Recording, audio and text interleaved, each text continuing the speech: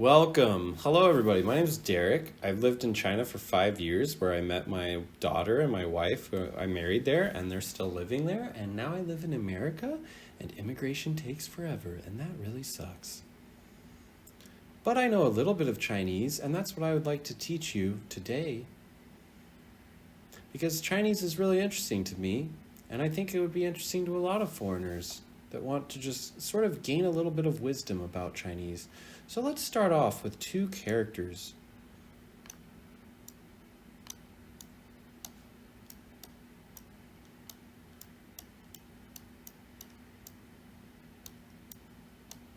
So this character is pronounced nu, and this character nu, and this character is pronounced nan, nan, nu. One of these characters means woman. The other character means man. Which one do you think means woman, and which one do you think means man?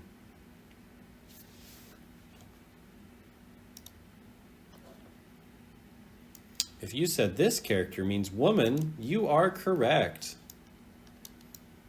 This is the character for woman or female, and this is the character for man or male. So let's break down these characters a little bit more. This is actually its own Chinese character. It's pronounced tian.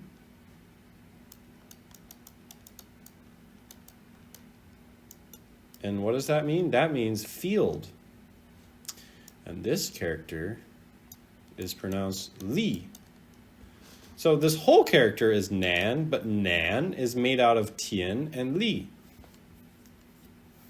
And tian means field, and li means power.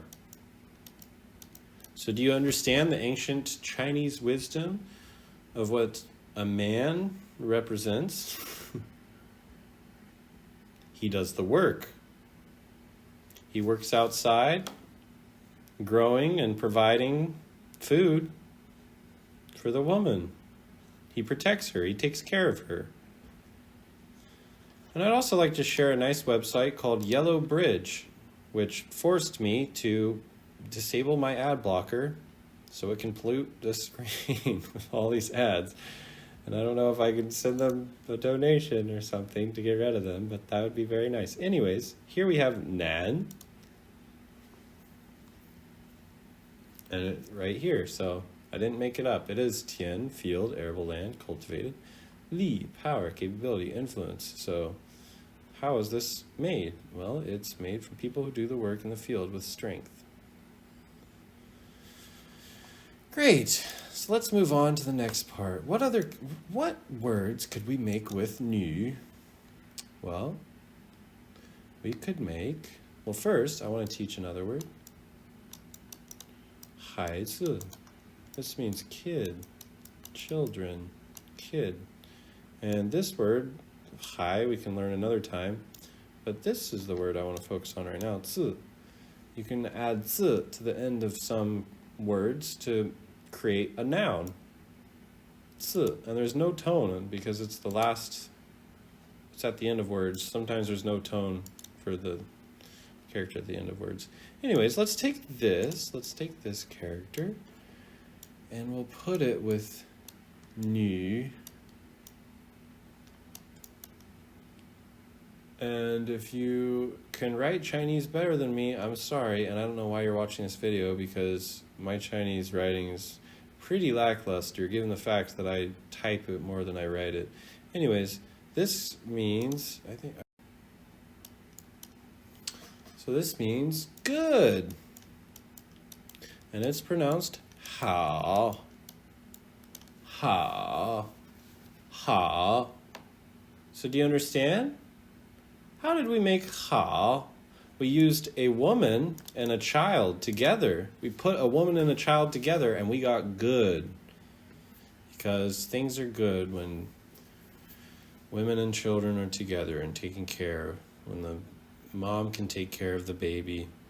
And if it's a sinking ship, what happens? It's women and children first, right? We take care of we protect those in need. We take care of our women and children. So that's why hao means good in my mind. And again, we could go onto this website, Yellow Bridge. We could type in hao and then look at the etymology. Yep, new, woman, girl, feminine, offspring, child, fruit, seed. Hao. Good, appropriate, proper, all right. A woman with a child, a good thing. A woman with a child is a good thing. So the last thing I'm going to teach you today is the word for hello in Chinese. Got to learn that, right? It's pretty simple. It's ni hao. Ni hao.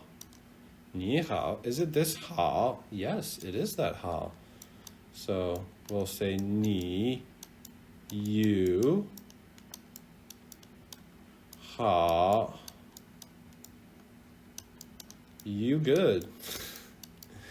You might want to be thinking, wait, it literally just means you good? That's how you say it in Chinese? You literally just say you good? Well, yes and no.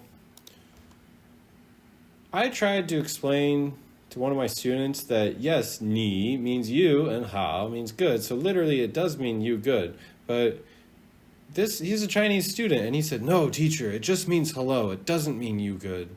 But I thought it's a beautiful part of Chinese that it can mean you good. It's so friendly. It's like such a friendly greeting that it literally means that. I don't know. I know it doesn't actually mean you good. It means hello. That's his point. He was saying it just means hello. It does not mean you good. I know it just means hello, but it comes from the words that mean you and the word for good. These two words. So now you know how to say ni hao. Ni hao. Ni hao. Ni hao. Ni hao, ni hao, ni hao. Ni hao, ni hao, ni hao. That means hello. And 孩子, that means kid. And 女. Think of it as like you're a frog or you've got a frog in your throat. 女. That's the third tone. 女. Or nan. That's the second tone.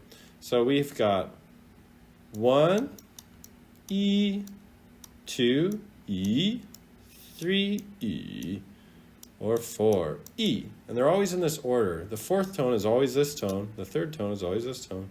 It's always in that order. So if you learn the order, you can even ask Chinese people eventually. You'll be like, 第一声, 对,第一声, 第三声, 对,第三声. Because for us foreigners, it can be hard to hear tones, 声调.所以我们就会问中国人这个怎么说呢? We'll ask the Chinese people, how do you say this? And you can ask, what tone is it? Because their ears are like beautiful at hearing tones. But our ears are like, is he trying to sound rude to me because he's using the fourth tone? You know, like we're ridiculous. But they've had it their whole life. So anyway, thank you for joining me today on learning some basic Chinese for foreigners.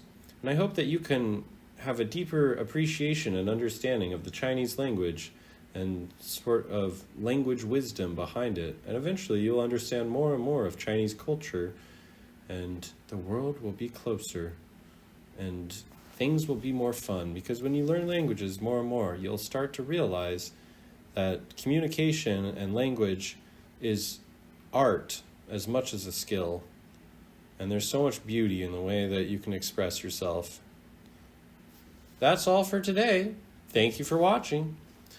Bye-bye now.